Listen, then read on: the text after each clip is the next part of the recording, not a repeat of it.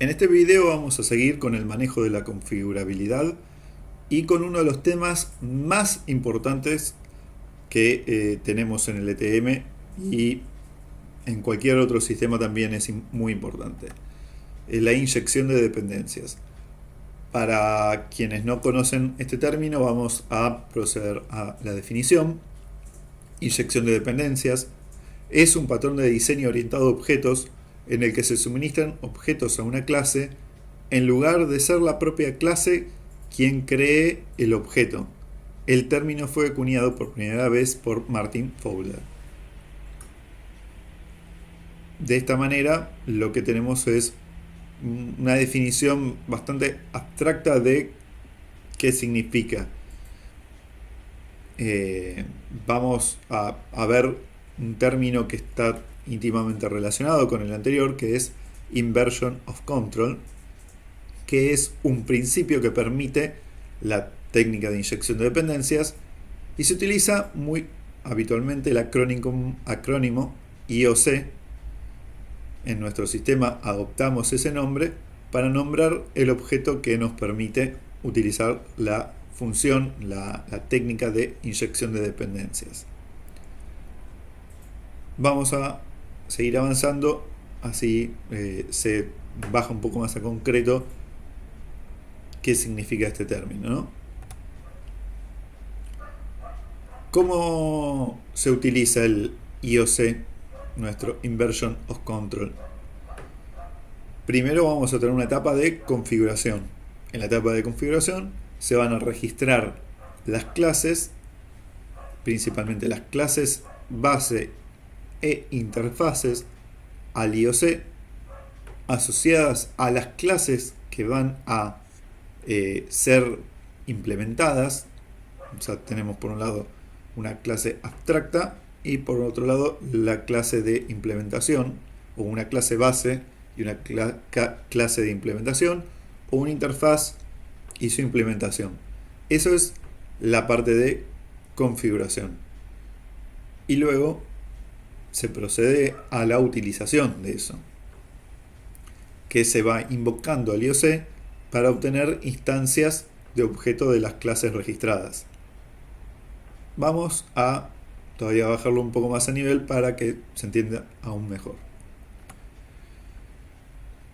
En este caso estoy presentando lo que sería un ejemplo clásico y básico de utilización de clases. Tenemos el concepto abstracto, si se quiere, de vivienda, que podría ser implementado de diferentes maneras.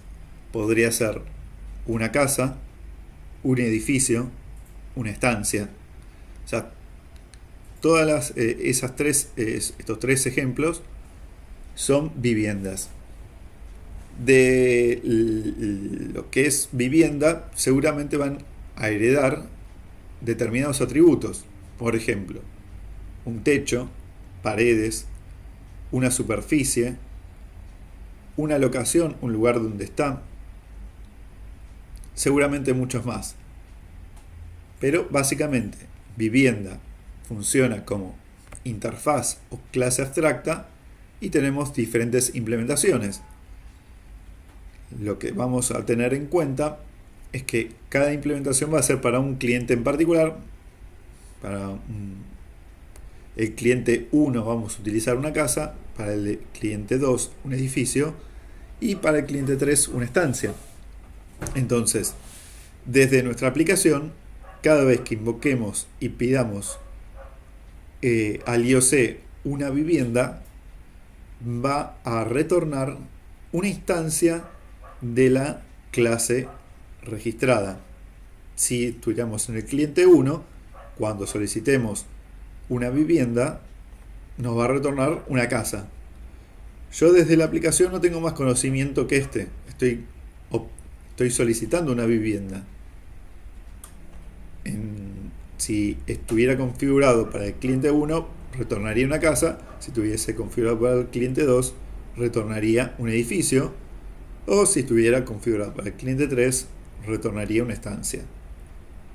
Pero, de nuevo, desde la aplicación yo no tengo ninguna referencia más de cuál es la implementación concreta que estoy utilizando en este caso. También tenemos otro ejemplo.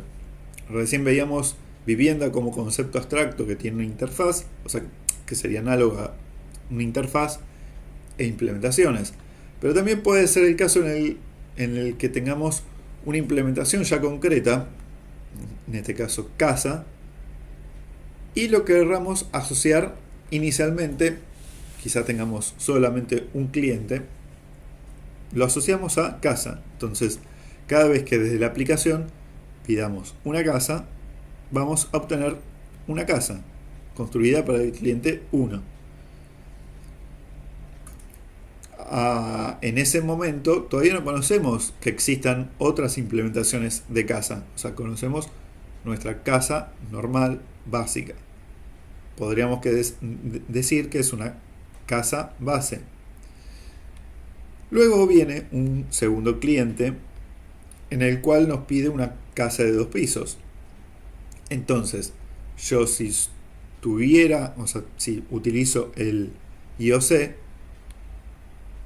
y en todos lados invoqué al IOC para obtener mi instancia de casa, luego modificando el IOC y asociándole a esta casa de 2 pisos que hereda de casa, ahora cada vez que se invocaba y se pedía una casa, se va a obtener una casa de 2 pisos.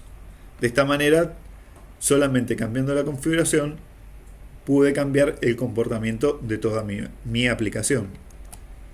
Quisiera que nos detengamos acá para después continuar sobre firme con la parte más de implementación del IOC, pero quiero reforzar este concepto, que primero, entonces, existe una parte de configuración del IOC, en el cual yo voy a configurar una especie de asociación entre una clase que es base y una clase que es implementación de esa. O sea, vamos a ver que dentro de esa configuración existen variantes. Yo puedo configurar y asociar una determinada interfaz y luego las implementaciones de esta interfaz. Puedo asociar una clase base abstracta e implementaciones de esta clase abstracta, o puedo asociar simplemente una clase con ella misma, pensando que en el futuro puedo tener nuevas implementaciones, previendo que en el futuro voy a tener nuevas implementaciones de esta clase, que hoy en día no conozco otra implementación, pero puedo llegar a tener en el futuro más implementaciones.